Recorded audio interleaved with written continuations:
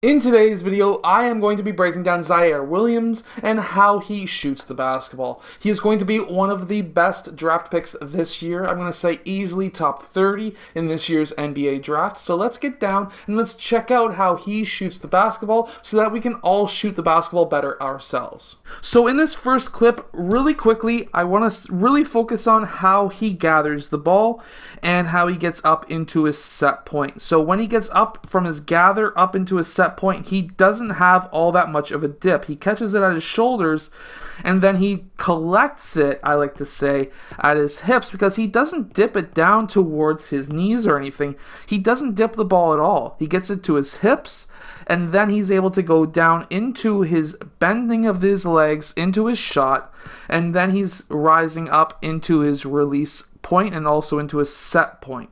When he brings that ball up between that transition from gather until dip until the set point, he actually gets to his hips and then brings the ball up the middle of his body. But let's get a lot closer and check out his shooting form.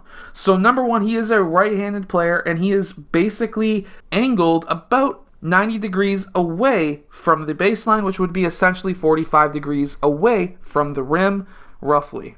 At least from this angle. When he does get that ball, he does collect it at his hips, and then he actually bends his knees when he's bringing that ball up into his set point, and when he brings the ball up, it goes up the middle of his body. Now, very similar to actually Steph Curry, he actually has a thumb flick. We can see his guide hand being totally open-faced towards the rim. However, we see this super soft release that he has. And we can see that that actual thumb flick is able to allow him to bring that ball up closer to in line with his shoulders, at least that side of that right side of the ball, which will allow him to have a much higher accuracy shot. I always like to say, you want to have your shoulder in line with your elbow towards the rim. Now, he's actually slightly off. However, that thumb flick is able to push that ball up a bit farther and does help with his accuracy.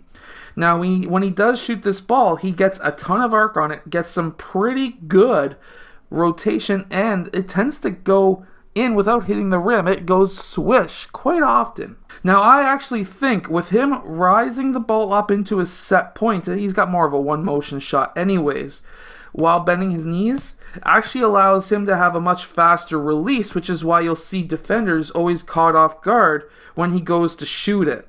Now, for some players, this will throw off their shooting motion 100% totally, but Ziaire Williams tends to have a pretty consistent shot. He also doesn't tend to bring his knees in together when he shoots the ball either, which could create even more power, or at least speed of power for him. He also really understands areas of the court. He understands that this 45-degree angle away from the rim at the three-point line will allow him to be set up for a shot against a zone defense if a player does tend to drive baseline, because it'll sink down that defender. He'll have his main defender there, so he actually gets himself right open, hopping left, right into his shot. Now, we can also see from this release that when he goes up for his shot, he has his thumb flick release from the ball first before his main shooting hand releases the ball. This is extremely important when you've got a thumb flick,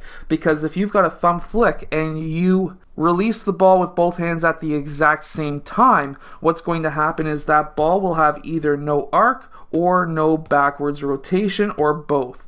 And when that's the case, you're going to have a very hard time shooting. So always try to focus on getting that guide hand off the ball first. He also has a very high release with his elbow being above his forehead, which will allow help with arc as well.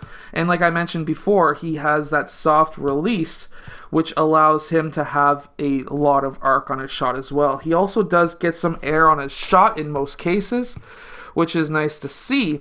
That will be roughly, I would say, 9 to 12 inches of height on his shot. Now, with a lot of players who shoot like this, like Steph Curry, they tend to have a little bit less of a hop, which I think this will actually benefit him when it comes to the NBA because he'll be able to release even higher, and it'll be even higher for defenders to block his shot. We also see there's a little bit of forward movement in his shot. However, there is not a heck of a lot, maybe only 6 inches forward. And when it's like that, especially from deeper NBA style range, that for him will allow him to have an even more consistent shot as well. I hope that this video helps you shoot the basketball better. If it does, hit that like button, subscribe. Make sure to go check out all of the equipment that I use down in the description below, and I'll see you guys again next time.